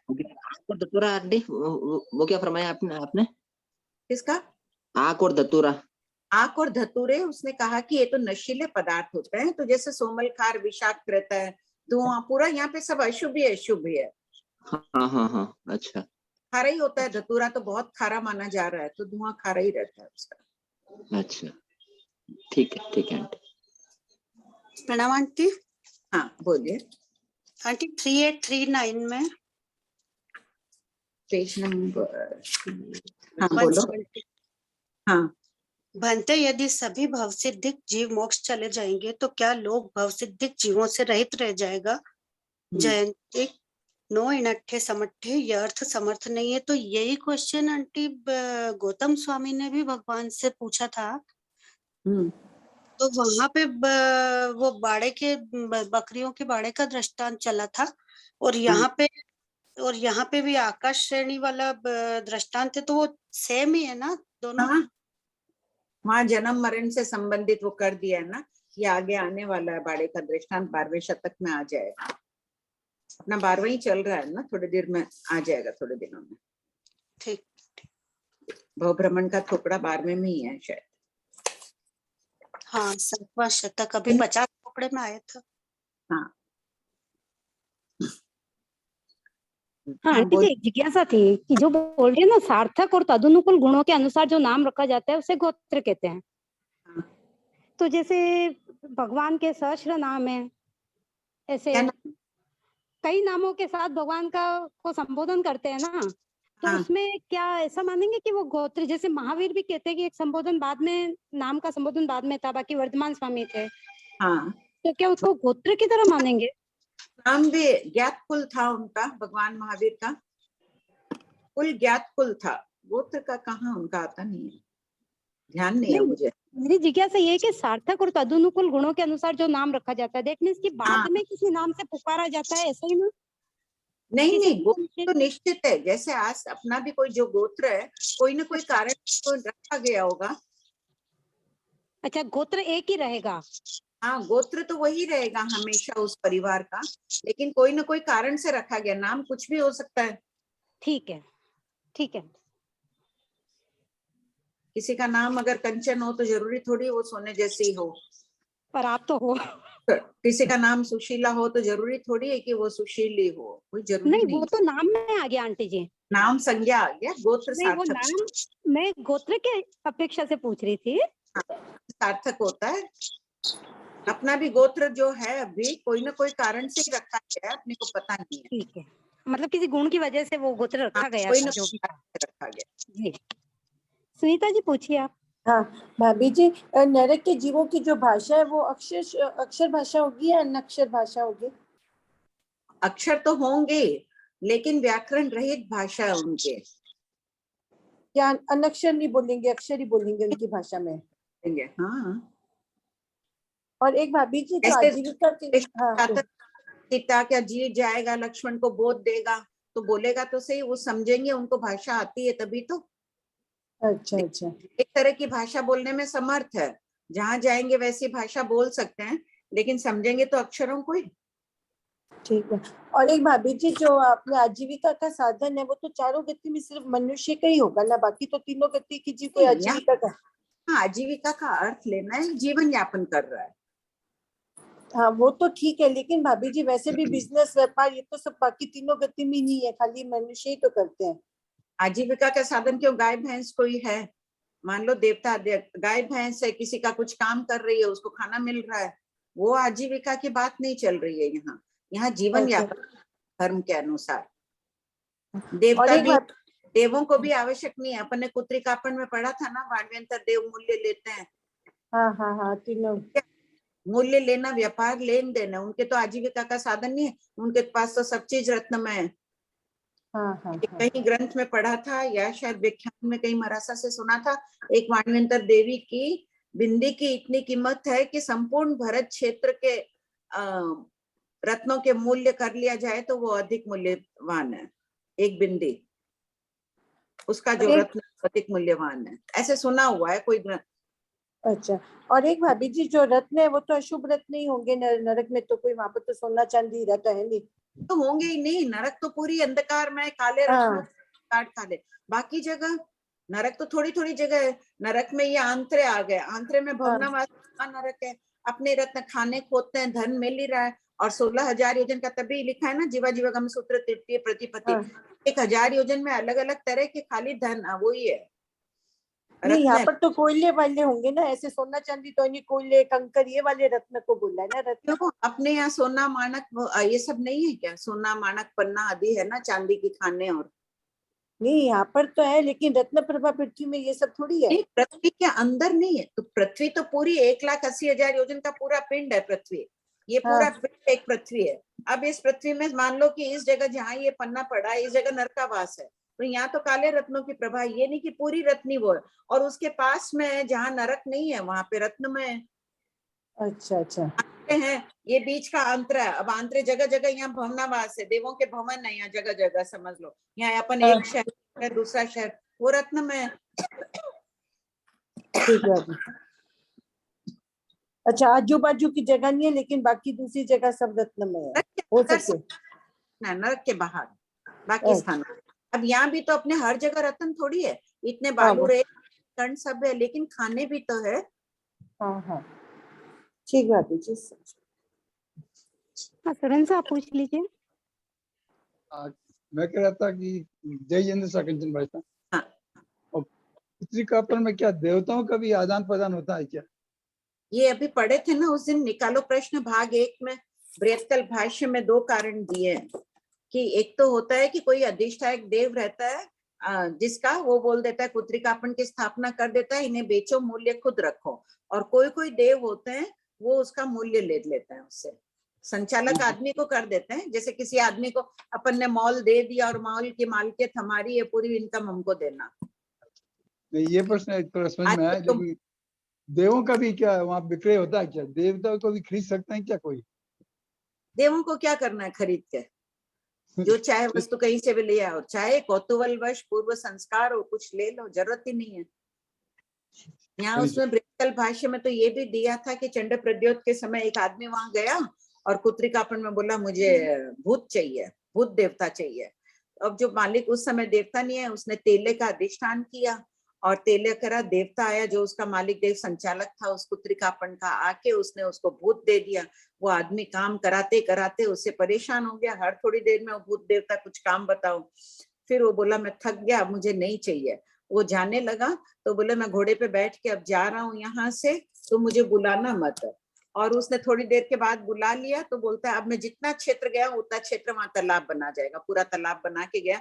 वो क्षेत्र का नाम भी था, वो भी भूत तालाब के नाम से प्रसिद्ध है वो क्षेत्र। कृपा कराई, कृपा। अलका जी, हाँ बोलिए अलका जी।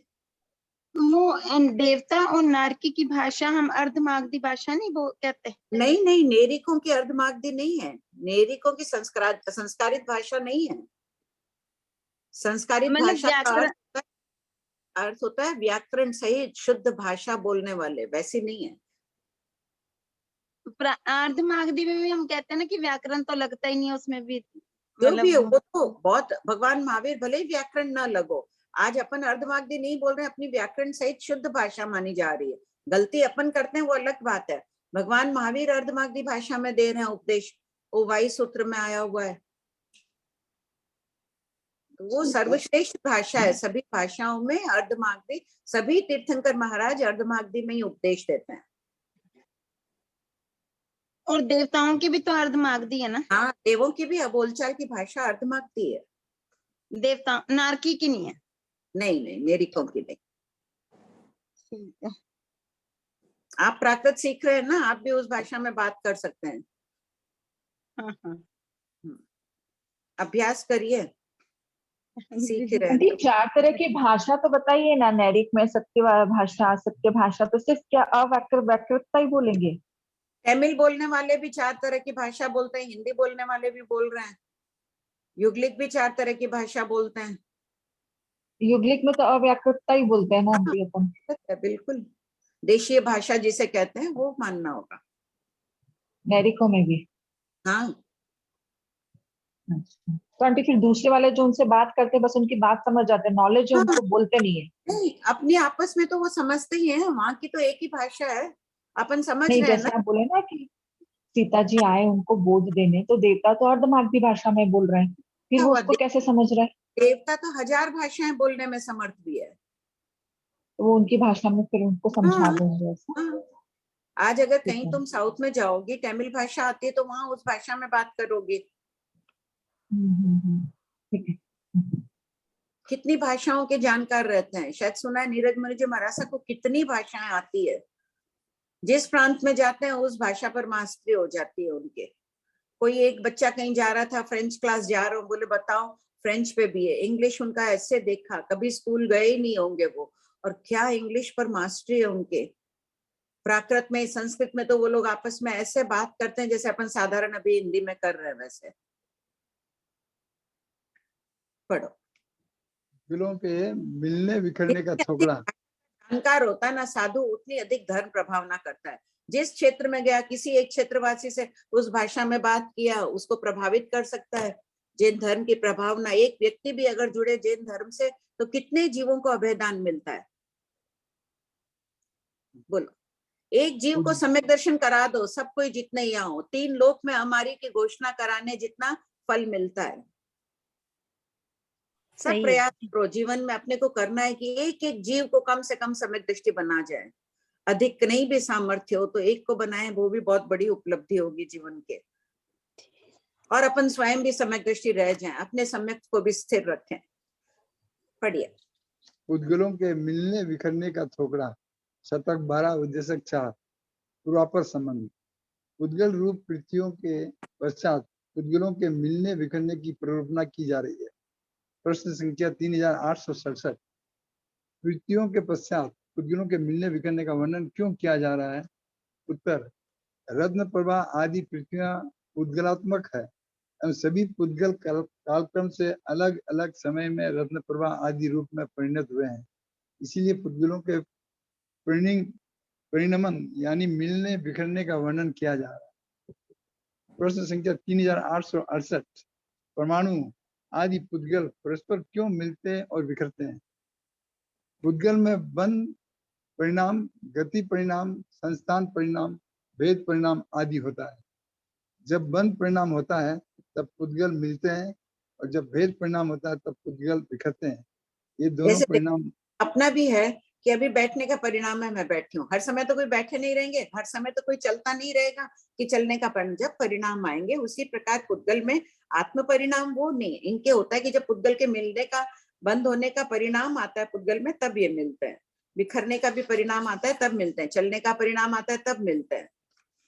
10 प्रकार के परिणाम का थोकड़ा है वहां प्रज्ञापना सूत्र के 14वें पद में या 13वें में। थोड़ा ये दोनों परिणाम निरंतर नहीं रहते। प्रश्न संख्या 3869। उद्गल किसे कहते हैं? जिस द्रव्य में वर्ण, गंध, रस, स्पर्श हो उसे पुद्गल कहते हैं। प्रश्न संख्या 3870। पुद्गल का क्या स्वभाव है? पुद्गल शब्द में 2 पद है, पुद और गल। पुद का अर्थ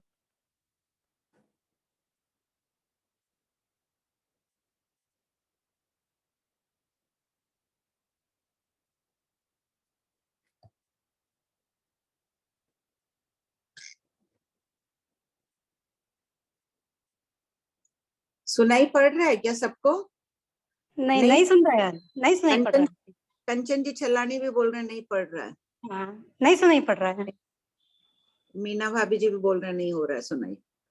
सुरेंद्र बाबू बोलो उनको। अंजलि आंटी जी शायद वो दिख नहीं रहा है। हाँ, उनको नेट की प्रॉब्लम होगी। नेट की प्रॉब्लम है शायद।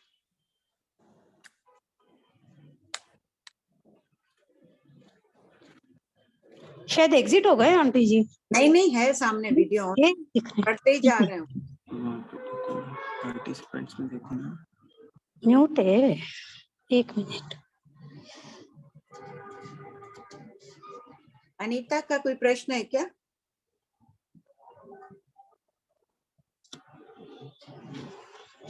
सुरेंद्र बाबू आपकी आवाज नहीं आ रही है।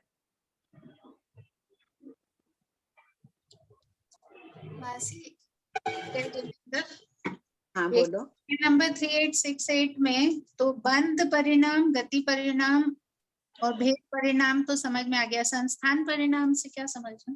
संस्थान पुद्गल कभी गोल रूप में परिणत होते हैं, कभी त्रिकोण होते हैं, वो संस्थान परिणाम। अच्छा, ओके। शेप। हाँ शेप।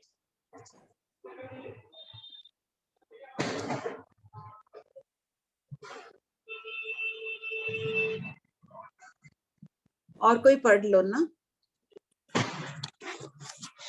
मैं पढ़ूं आंटी जी? पढ़ो। अंता जी आप पढ़ेंगे?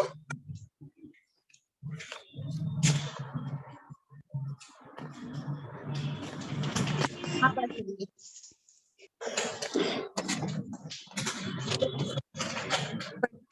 उद्गल किसे कहते हैं? उत्तर, जिस द्रव्य में वर्ण, गंध, रस, स्पर्श हो उसे पुद्गल कहते हैं। प्रश्न 3870, पुद्गल का क्या स्वभाव है? उत्तर, पुद्गल शब्द में दो पद है, पुद और गल। पुद का अर्थ है मिलना और गल का अर्थ है मिटना, बिखरना, अर्थात पुद्गलों का परस्पर मिलना और काल मर्यादा के उपरांत बिखर जाना, यह पुद्गल का स्वभाव है। प्रश्न 3871, परमाणु किसे कहते हैं? उत्तर, पुद्गल के अविभाज्य अंश को अर्थात जिसका विभाग न किया जा सके उसे परमाणु कहते हैं। प्रश्न 3872, प्रदेश किसे कहते हैं? उत्तर, स्कंध से जुड़ा हुआ अविभाज्य अंश प्रदेश कहलाता है। प्रश्न 3873, पुद्गल स्कंध किसे कहते हैं? उत्तर, पुद्गलों के पृथक होने से जो घटता है और पुद्गलों के मिलने से जो बढ़ता है उसे स्कंध कहते हैं। प्रश्न 3874, स्कंध कैसे निर्मित होता है और स्कंध के प्रदेशों में वृद्धि कैसे होती है? उत्तर, परमाणुओं के परस्पर मिलने से स्कंध बनता है। सेकंड पॉइंट, परमाणु और स्कंध के परस्पर मिलने से एवं स्कंध और स्कंध के परस्पर मिलने से स्कंध के प्रदेशों में वृद्धि होती है। प्रश्न 3875, दो परमाणुओं के मिलने से क्या होता है? उत्तर, दो परमाणुओं के मिलने से दो प्रदेशी स्कंध बनता है। प्रश्न 3876, एक परमाणु और दो प्रदेशी स्कंध के मिलने से क्या होता है? उत्तर, एक परमाणु और दो प्रदेशी स्कंध के मिलने से तीन प्रदेशी स्कंध बनता है। इसी प्रकार अनंत प्रदेशी स्कंध तक के मिलने का जानना चाहिए। प्रश्न 3877, दो प्रदेशी स्कंधों के मिलने से क्या होता है? उत्तर, दो प्रदेशी स्कंधों के मिलने से चार प्रदेशी स्कंध बनता है। इसी प्रकार अन्य स्कंधों के मिलने का जानना चाहिए। प्रश्न 3878, एक स्कंध के ज्यादा से ज्यादा कितने विभाग टुकड़े हो सकते हैं? उत्तर, जिस स्कंध में जितने परमाणु होते हैं उसके ज्यादा से ज्यादा उतने ही विभाग हो सकते हैं। जैसे 5 प्रदेशी स्कंध 5 परमाणुओं से बनता है, इसलिए उसके 5 से अधिक विभाग नहीं हो सकते। प्रश्न 3879, एक यावत 13 की संख्या क्या सूचित करती है? उत्तर, एक परमाणु, दो प्रदेशी स्कंध, तीन प्रदेशी स्कंध, चार प्रदेशी स्कंध, पांच प्रदेशी स्कंध, छह प्रदेशी स्कंध, सात प्रदेशी स्कंध, आठ प्रदेशी स्कंध, नौ प्रदेशी स्कंध, 10 प्रदेशी स्कंध, 11 संख्यात प्रदेशी स्कंध, 12 असंख्यात प्रदेशी स्कंध, 13 अनंत प्रदेशी स्कंध।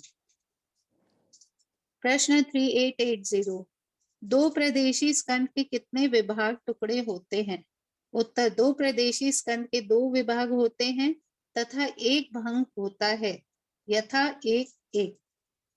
प्रश्न 3881, तीन प्रदेशी स्कंध के कितने विभाग होते हैं? उत्तर, तीन प्रदेशी स्कंध के 2 या 3 विभाग होते हैं तथा 2 भंग होता है, यथा 1-2 अथवा 1-1। प्रश्न 3882, बनते 4 परमाणु इकट्ठे होते हैं तब उनका क्या होता है? उत्तर, गौतम, उनका 4 प्रदेशी स्कंध बन जाता है। पहला, उनको 2 विभाग होने पर 1-3 या 2-2 परमाणु 3 प्रदेशी या 2 प्रदेशी 2 प्रदेशी। सेकंड पॉइंट, उनके 3 विभाग होने पर 1-1-2। तीसरा, उनके 4 विभाग होने पर 1-1-1-1। इस प्रकार 4 प्रदेशी स्कंध के कुल 4 विभाग होते हैं तथा 4 भंग होते हैं। प्रश्न 3883, बनते 5 परमाणु इकट्ठे होते हैं तब उनका क्या होता है? उत्तर, गौतम, उनका 5 प्रदेशी स्कंद बन जाता है। उनका भेदन होने पर पहला 2 विभाग हो तो 1 4 2 3 परमाणु 4 प्रदेशी या 2 प्रदेशी 3 प्रदेशी। दूसरा पॉइंट, 3 विभाग हो तो 1 1 3 1 2 2। तीसरा 4 विभाग हो तो 1 1 1 2 और 5 विभाग हो तो 1 1 1 1 1। इस प्रकार 5 प्रदेशी स्कंद के कुल 6 विभाग होते हैं और 6 भंग होते हैं। प्रश्न 3884, 6 परमाणु इकट्ठे होते हैं तब उनका क्या होता है? उत्तर, उनका 6 प्रदेशी स्कंद बनता है। उनका भेदन होने पर कुल 10 विभाग होते हैं। 2 विभाग हो तो 1 5 2 4 3 3 यावत 6 विभाग हो तो 1 1 1 1 1 1। प्रश्न 3885, 7 प्रदेशी भंग बनाना ना, गौतम स्वामी ने पूछा है, जिज्ञासा थी उनकी, भंग ऐसे ही रफ पेपर कॉपी लेके बनाना। पढ़ो। प्रश्न 3885, 7 प्रदेशी स्कंद का भेदन होने पर उसके कितने विभाग होते हैं? उत्तर, 7 प्रदेशी स्कंद का भेदन होने पर उसके कुल 14 विभाग होते हैं। 2 विभाग हो तो 1 6 2 5 3 4 यावत 7 विभाग हो तो 1 1 1 1 1 1 1। प्रश्न 3886, 8 प्रदेशी स्कंद का भेदन होने पर उसके कितने विभाग होते हैं? ये तो एकाग्र होगा, 7 प्रदेशी स्कंद और 14 भंग बनाने हैं। इसके किताब भी नहीं है अनीता, सबके हाथ में थोपड़े की किताब भी नहीं है, आगम भी सबके पास नहीं होंगे। पूरा चित्त एकाग्र होगा बनाने में। यहाँ तो शॉर्ट में लिख के छोड़ दिया, सब भंग बनाए नहीं है। जरूर कोशिश करना। पढ़िए। 8 प्रदेशी स्कंद का भेदन होने पर उसके कितने विभाग होते हैं? उत्तर, 8 प्रदेशी स्कंद का भेदन होने पर उसके कुल 21 विभाग होते हैं। पहला 2 विभाग हो तो 1 7 2 6 3 5 4 4। 2 3 विभाग हो तो 1 1 6 1 2 5 1 3 4 2 2 4 2 3 3 यावत 8 विभाग हो तो 1 1 1 1 1 1 1 1। सोचो, गौतम स्वामी पूछते जा रहे थे और भगवान महावीर ये भंग का जवाब देते जा रहे थे। आगमवाणी में देखो तो पढ़ने में इतना लय आएगा, इसमें एक क्रमबद्ध रूप से भगवान जवाब देते गए। प्रश्न 3887, 9 प्रदेशी स्कंद का भेदन होने पर उसके कितने विभाग होते हैं? उत्तर, 1 नंबर, 9 प्रदेशी स्कंद का भेदन होने पर उसके 28 विभाग भंग होते हैं। नंबर 2, यद्यपि गणित के हिसाब से 29 विभाग होते हैं किंतु 2 2 5 रूप में विभाग नहीं होता है। किस कारण से 2 2 5 का विभाग नहीं होता है, इसका टीका में भी उल्लेख नहीं है। आगम में यह भंग नहीं मिलने से इसे शून्य भंग कहा जाता है। लिपि दोष होने की संभावना है। प्रश्न 3888, 9 प्रदेशी स्कंद के 28 भग कौन से हैं? उत्तर, पहला 1 8, दूसरा 2 7 2 प्रदेशी 7 प्रदेशी, तीसरा 3 6 1 3 1 2 3 1 2 3 4 5 6, चौथा 4 5, पांचवा 1 1 7 यावत 1 1 1 1 1 1 1 1 1। प्रश्न 3889, 10 प्रदेशी स्कंद का भेदन होने पर उसके कितने विभाग होते हैं? 10 प्रदेशी स्कंद का भेदन होने पर उसके 39 विभाग भंग होते हैं। नंबर 2, यद्यपि गणित की दृष्टि से 41 विभाग होने चाहिए किंतु 2 2 6 और 1 2 2 5 ये 2 विभाग नहीं होते हैं। थर्ड पॉइंट, किस कारण से 10 प्रदेशी स्कंद का इन 2 प्रकारों से भेदन नहीं होता है, इसका टीका में भी उल्लेख नहीं है। लिपि दोष होने की संभावना है। लिपि दोष का ये है कि महाराज ने फरमाया कि शायद लिखते वक्त भी छूट गए 2 भंग। ठीक, आंटी जी टाइम हो गया है। हाँ, जय जिनेंद्र, प्रणाम आंटी जी। श्रावकों का वर्णन पढ़ने में जितना रस आया, पुद्गलों के मिलने बिखरने में भी उतनी रुचि से पढ़ना है अपन सबको। जी नहीं भी रस आए जबरदस्त। क्या